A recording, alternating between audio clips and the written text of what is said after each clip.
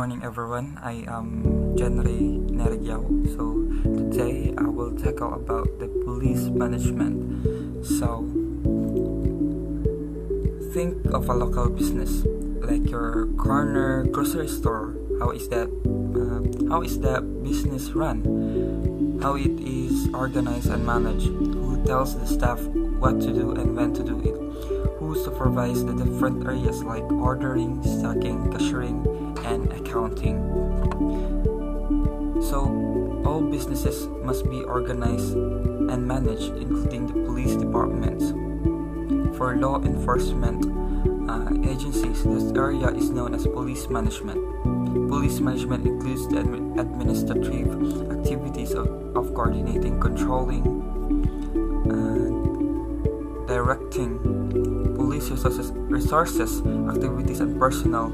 Simply put, the everyday act of running police department. Keep in mind that police work involves many different duties and responsibilities, including patrolling, responding to calls, investigating complaints, conducting interrogation, performing search, and gathering evidences.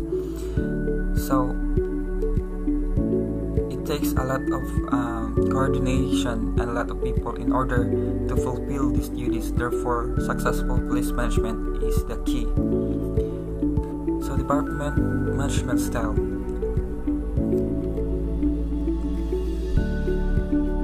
Most experts agree that there's no best way to manage a police department.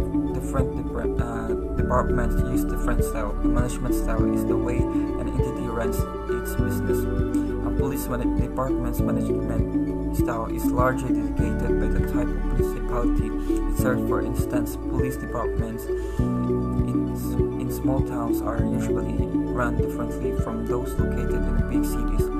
Generally speaking, there are two main management styles.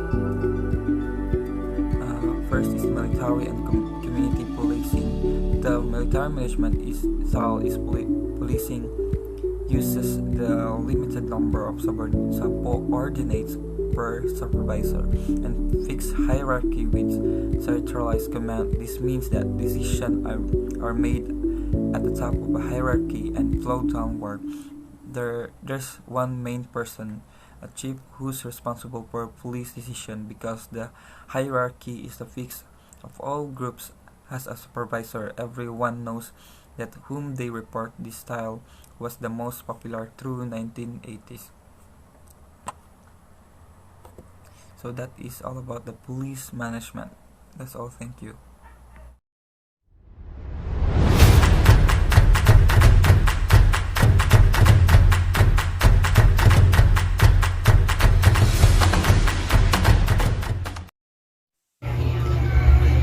Good day everyone, and ma'am, I am Cadet Hazel Jane Kihumawan from BS Crim 2C. I'll discuss to you the principle of efficient management, but first, let me discuss what is management. What is management? Management is essential to any organization that wishes to be efficient and achieve its aims. Without someone in a position of authority, there would be an organizational anarchy with no structure and very little, if any, focus. Management is the you will have a coordination in an organization to achieve a goal, and it refers to the staff members within the organization. It accomplishes the objectives of an organization, or unity. That's the main purpose of management. So, management has four basic functions, which is the planning, organizing, leading, and controlling. But let me discuss first the common sense. Common sense dictates that without these principles of management being in a place, an organization would have trouble achieving its aim or even coming up with aims in the first place. Common sense is the ability of seeing through things and understand true nature to give a practical and sensible judgment. That's the common sense. And four basic functions of management. The first is planning. It determines courses of actions. Planning, which is the word plan. Planning is a manager is creating a plan to make organizational goals and objectives, and the planning functions consist of working independently to determine what's responsible must be given to the employees. So the next is organizing. Organizing, coordinating activities and resources. With a manager's organizational skills can help to ensure a company to run smoothly. Organizing isn't just about delegating tasks efficiently and making sure employees have what they need to accomplish their task. It also needs to be able to reorganize responses to new challenges. That's the organizing. So the next one is the leading. Leading, managing, motivating, and directing people. Managers should always be comfortable and confident to command their employees. So it involves, because leadership can manifest itself in a number of ways. So leading, it also motivate their employees to what they do. It encourage, it supports the employees. That's the leading. Controlling, monitoring and evaluating activities. Controlling, to ensure the development of the organization or the company. You need to monitor the development of it. So if there's a development, you should take step by step so that so that you will gain the achievements. And it also monitor the employees' performance, quality of work, and efficiency and reliability of complete projects. That's the controlling. The next one is the principle of efficient management by files. First one is division of work. Based on the theory that if workers are given a specialized task to do, they will become skillful and more efficient than if they had broader range of tasks. Therefore, a process where everyone has specialized role will be efficient one. This division of work explains that if your employee has given tasks one by one, they will be skillful. They will be motivated to do that task and be efficient because they are given tasks to do that. So that's the division of work. The next one is authority. This principle looks at the concept of management authority. It looks at how authority is necessary in order to ensure that managerial commands are carried out. If managers did not have authority, they would lack the ability to get work carried out. Managers should all use their authority responsibly and ethically. Authority means you should have the characteristic of a strong personality, so your employee will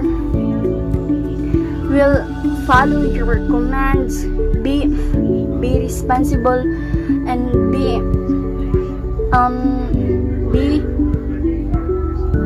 a responsible manager. So they will they will follow your order or in commands. So the next one is discipline. Discipline, this principle relates to the fact that discipline is needed within an organization for it to run effectively. Organization rules, philosophies, and structure need to be met in order to have disciplined workers. Managers must build a culture of mutual respect and motivation. The big word of discipline is respect. Respect is the most effective way to have an unity in your organization or in your if you are a manager, you have a unity to your workers. You have a mutual respect and motivation. That's the best goal to achieve in managerial. The next one is unity of command. There should be a clear change of command in place with an organization. An employee should know exactly whose instruction to follow. So the authority is being used to this, because if you have of who they need to follow, who you want to command, that they need to to follow you as a manager, because you are more strong personality to command in order to the unity of command. So the next one is unity of direction. Work should be organized in a way that means employees are working harmony towards a shared objectives or goal using a shared method of procedure. This unity it will synchronize the employees, the managers to work in a unity, in a team. That's the unity of direction. They need to have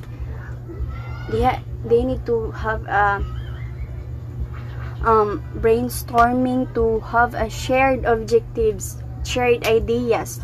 What's their ideas to their organization? That's the unity of direction. The next is remuneration. In order to motivate and be fair to employees, they should be paid a reasonable rate for the work they carry out. An organization that underpays will struggle to attract quality workers who are motivated. This as employee, if kanang imong employee kung dili nimo masweldohan og tarong what they deserve as salary, they cannot perform properly.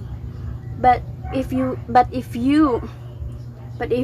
paid them properly what they deserve, they will feel motivated. That's a remuneration. The next is centralization. This principle relates to whether decisions should be made centrally, as in from the top down, or in a mere democratic way, from the bottom up. Different decision-making processes are appropriate for different types. This centralization should have synchronized decision in a team. You work in a team, you should unite like a team. That's the centralization. Next one is order. This relates to the proper use of resources and their effective deployment in structured fashion. Order. It's like the process use of resources. In a management, you should have a proper use of resources to have an effective or achieve your goals. That's the order. The next one is equity. Managers should behave ethically towards those they manage. Almost every organization in the modern world will have a written set of policies and procedures which will outline exactly what is expected from staff on all levels. In equity, you should respect your employees. As a manager, you should behave ethically. You should respect them. That's the big possibilities to have a good way of management. That's the next is initiative. Employees that have an input as to how to best do their job are likely to feel more motivated and respected. Many organizations place a great deal of emphasis on listening to the concern of staff. This initiative should be initiate or in concerns of staff. You should listen what's their idea. You should listen their or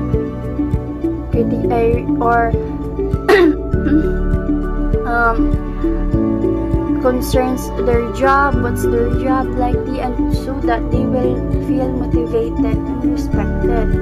The next one is moral. Keeping a high level of moral and team spirit is an essential part of having the most productive organization possible. Happy and motivated employees are more likely to be productive. Moral.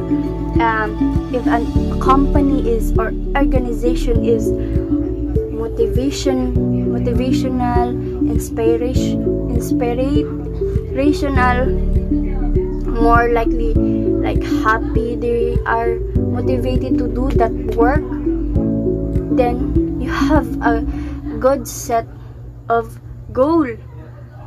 That's the best way to achieve any goals in an organization. Then the principle of management. The importance of principle. Having a clear management structure in place is vital for any successful organization. They are the fundamentals through which we proceed from one situation to another. Principles are important for the governing of action and the operation of techniques in the field of education. It means that principle is, if there is a principle in your organization, the organization that you run is very successful. You proceed from one situation to another. It also operate of techniques in any field of education. It helps the field of education. That's the principles. So the next reporter is Miss Julie Van Hardio. Thank you.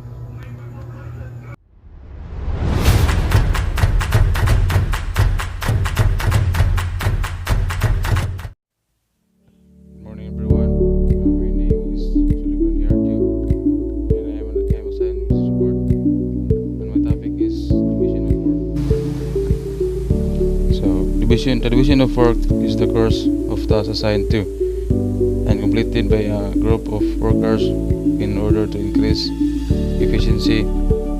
Division of work, which is also known as division of labor, is the breaking down of a job as to have a number of different tasks that make up the whole. So this means that every one job, there can be any number of processes that must occur for the job to complete. Kung baga sa isang kumpanya or struktura dengan pay trabahoon, so asaya ni mas mapadali siya kay ma-assign ng mga tao sa asa, so mapadali ang pagtrabaho.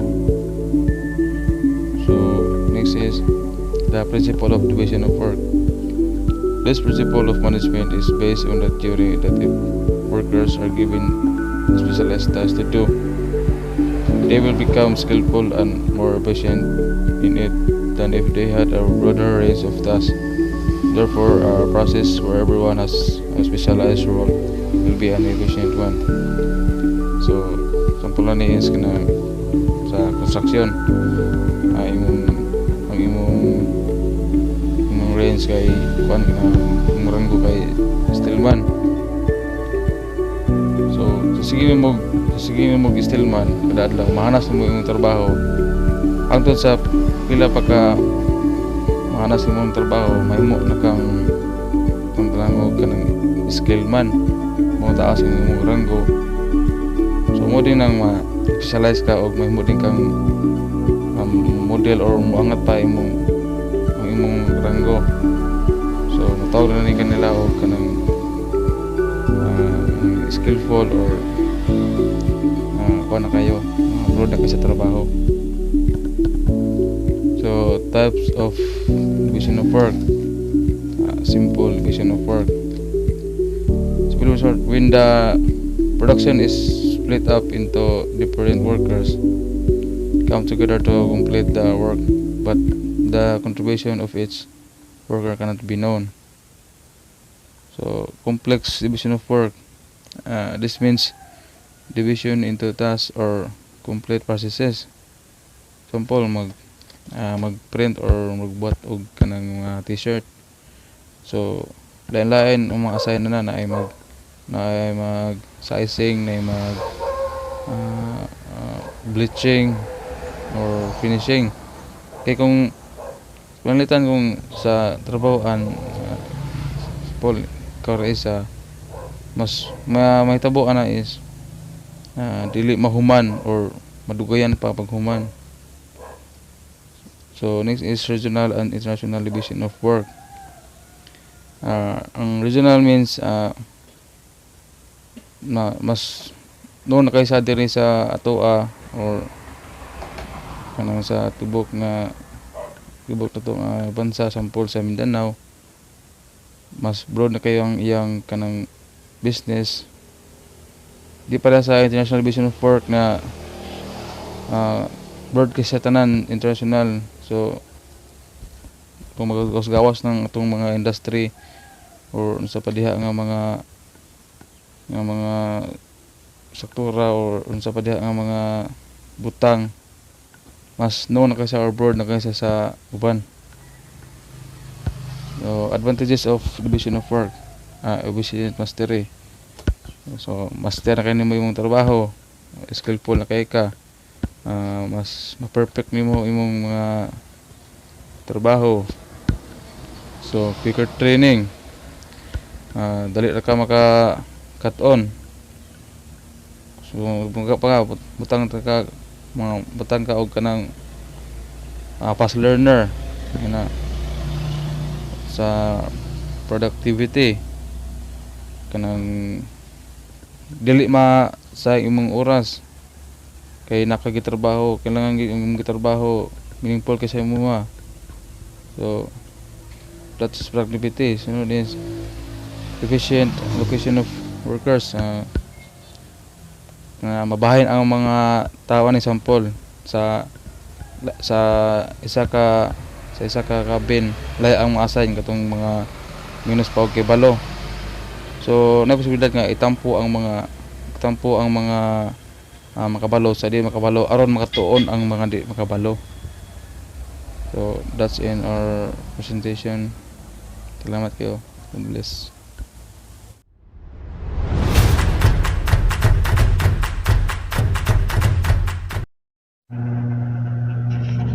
Good day, ma'am. I am Cadet RCC Jalas, second year. Today, I'm going to report authority and responsibility. What is authority? Authority means the power or right to give order, to make decision and enforce the obedience. So ang authority na siya power dia nga manugo na po siya kuan katungod nga maghimo decision. Then ang authority po dito siya isa ka tao para mo to yung subukan. What are the characteristics of the authority?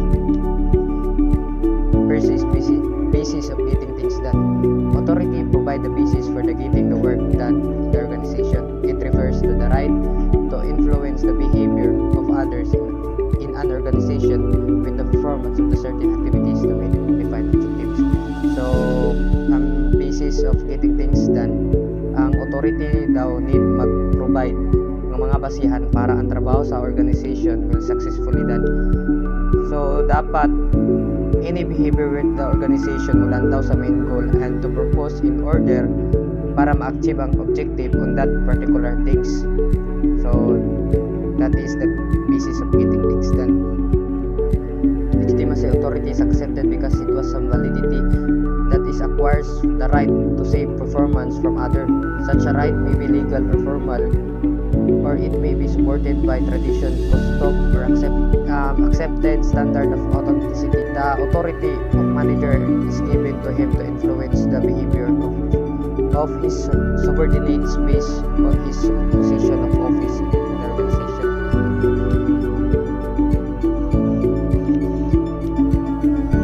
So legitimacy, as a person nga naay authority, no, nga mo handle sa usa ka organization is dako kay nga obligasyon. Kay kung unsay performance sa imong tao, if wala nila nga tarong ug handle, it could result in negative impact toward the company. So that is legitimacy.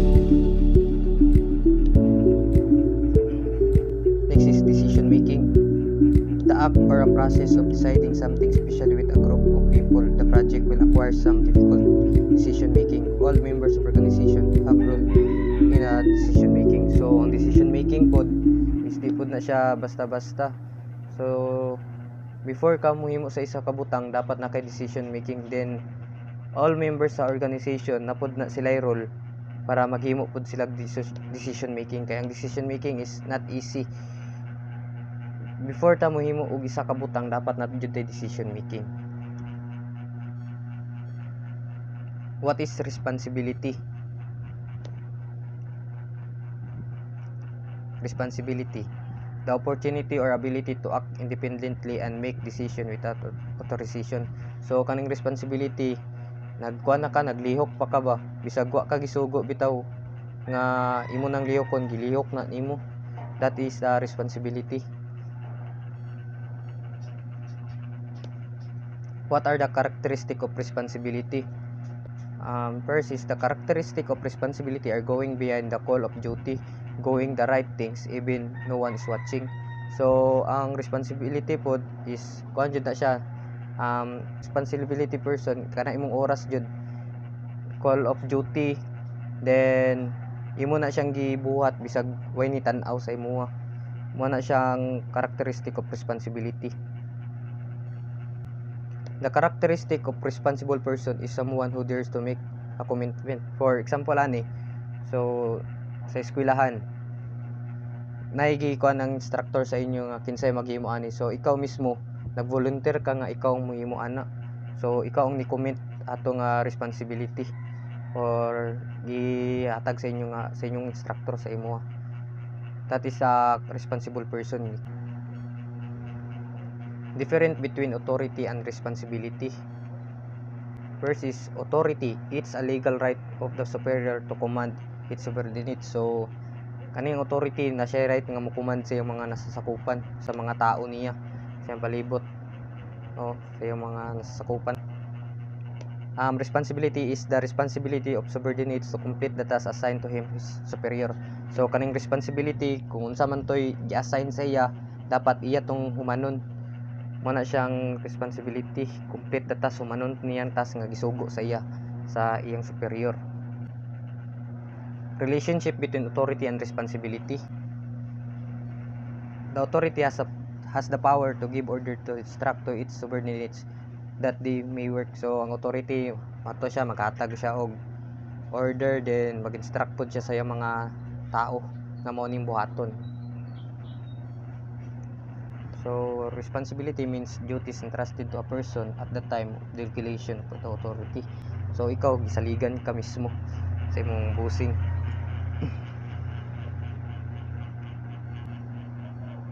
So authority may be delegated. So ang authority daw maaring italaga, then ang responsibility cannot be delegated, so hindi siya maaring italaga. So that is the relationship between authority and responsibility. So that's all.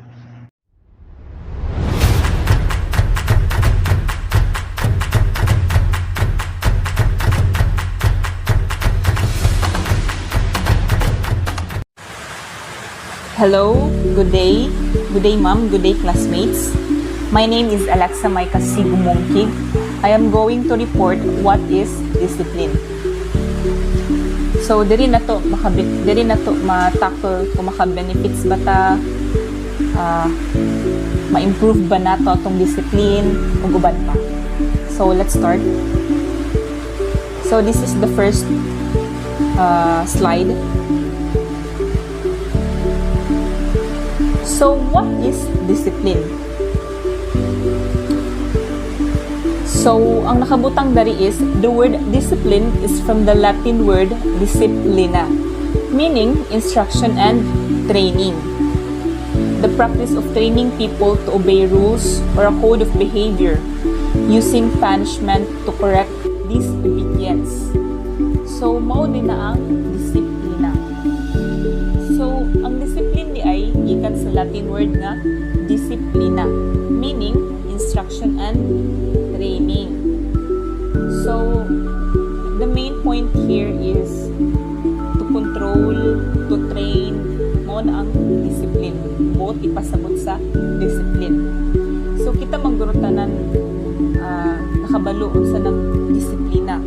Kay kita man tanan disiplina sa ato ang mga ginikanan. So, next slide. Importante ba gyud ang discipline? So, tanaw na to. Why discipline is important? So, discipline brings stability and structure into a person's life. It teaches a person to be responsible and respectful. Discipline will help them to reduce stress and take control of their tasks. They will be able to overcome their fears and also control their emotions. So, very important kayo ang discipline. Kay kanang makahatag siya sa ato og kanang pagrespeto o responsibilidad sa mga butang, di ba? Then ma-overcome na to ato ang fears, ato ang emotions, makontrol na to. So it's very important na natay disiplina. Labi na gayud nga nata karon sa course nga atong gikuha nga criminology. Importante kaayo. So next slide. So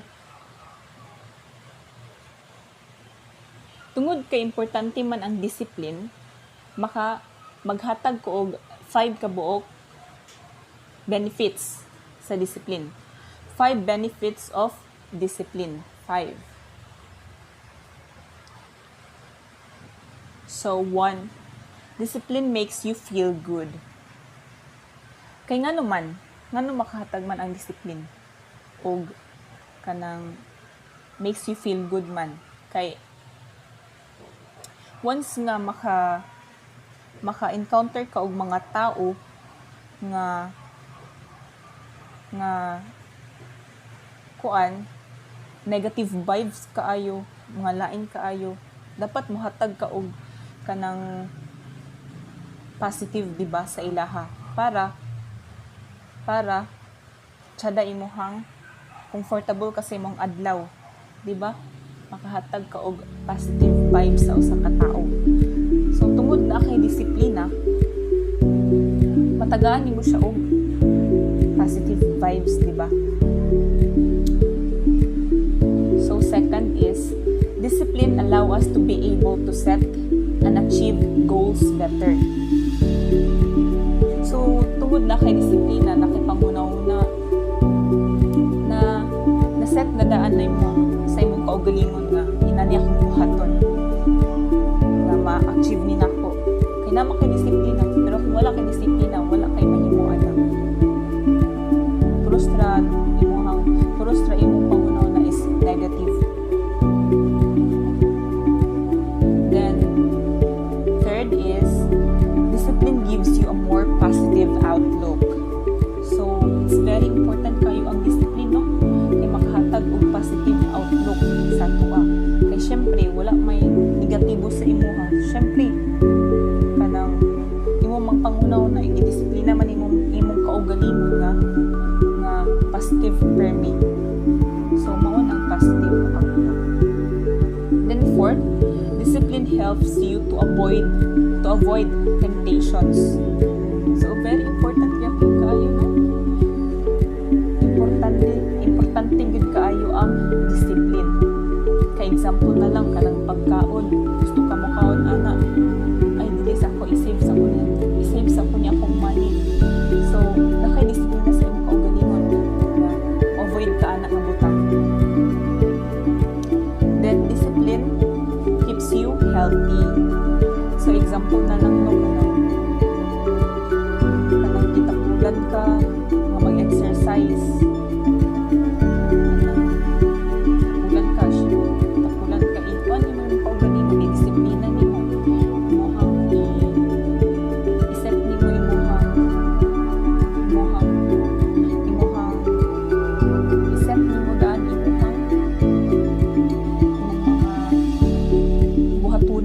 para ma-achieve na nimo, para keeps you healthy, para healthy ka.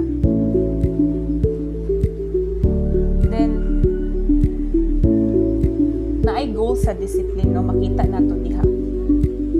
O dapat gyud nga mo-grow ato ang self-discipline no, kay kung wala man gud tay discipline, wala kay mahimo sa imong kinabuhi, dili nimo ma-achieve imong goals, imong dreams kung wala kay disiplina. What are the goal of discipline? Discipline protect us from danger. Discipline help us to learn self-control and self-discipline. Discipline help us to develop a sense of responsibility. Discipline help instill values. So, mao na ang goal sa discipline. It's very important kayo ang discipline. So, unsaon na to para ma-improve na to ang self-discipline? So, maghatag ko og 3 kabuok ways to improve self-discipline. Number 1, pray, then take action. So, first, manginatubuaton para ma-improve na to tong self-discipline, okay? We need to pray. Yan po nimo nga tagaan ka og disiplina ni Jesus. Then, ma-overcome nimo imong mga challenges kinabuhi, di ba? O na, kung nakidisiplina. Then, take action. Imo nang buhatan og action. Kay kung dili nimo buhatan, wala kay mahimo. Then second, remind yourself why you started. So, importante gyud kaayo na i-disiplina nimo ang kagalingon asa ka nag-start.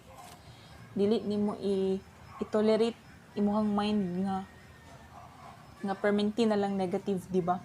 Remind always yourself.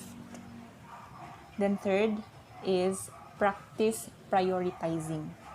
So kung gidisiplina nimo imong kaugalingon nga mag-practice kung praktiso nimo imong kaugalingon nga mag-prioritize, so on point na gid na nga, matik na gid na nga naisa ka butang nga imong i-prioritize, di ba? So that's all. Thank you, and here's Ma'am Ginayaw to report the unity of command. And that's all.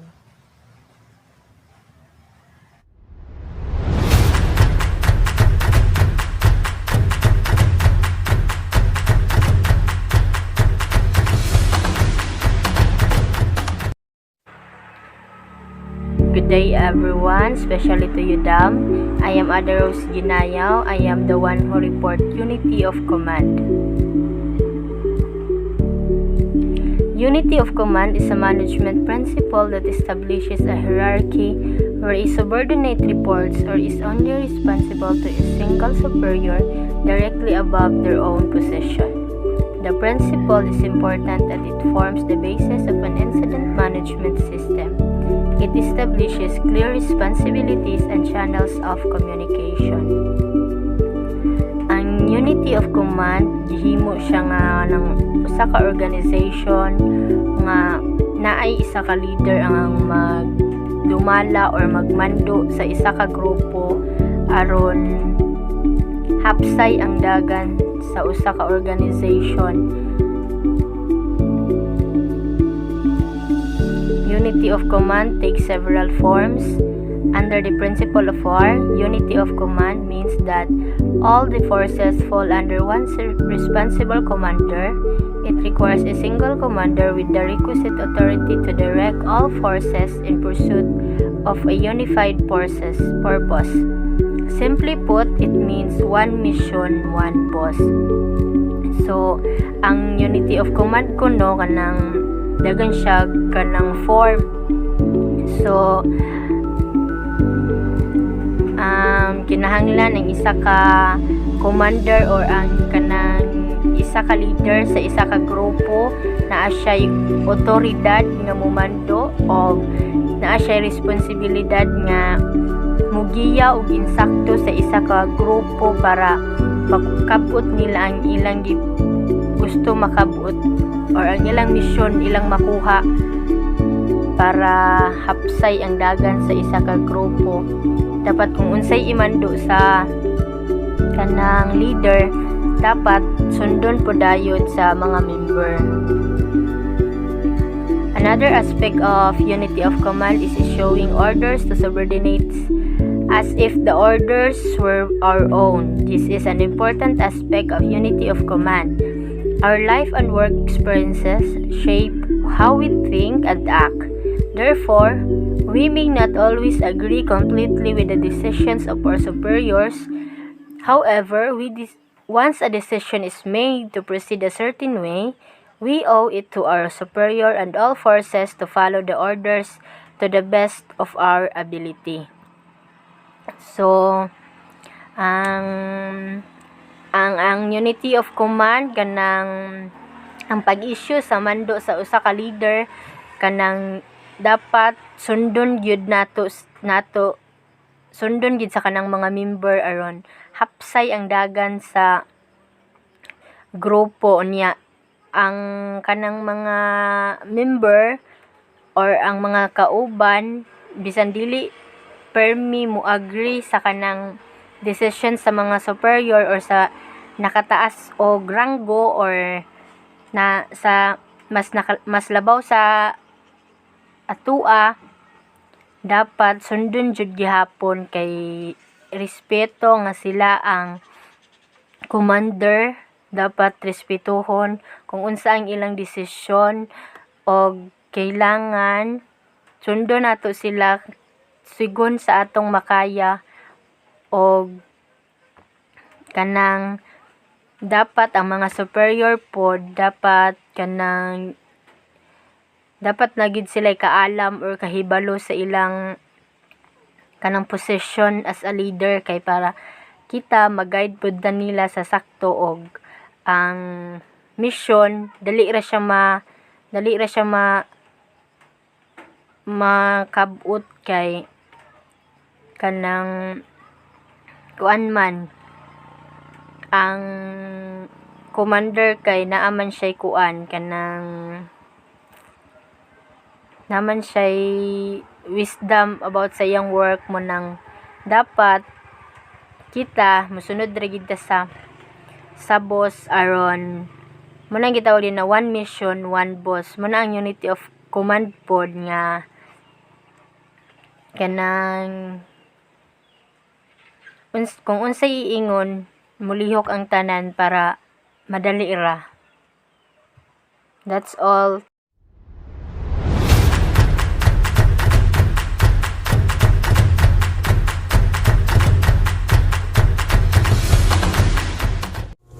Good day everyone, I am Ruben Levisto Jr. and I'm going to report the scholar chain.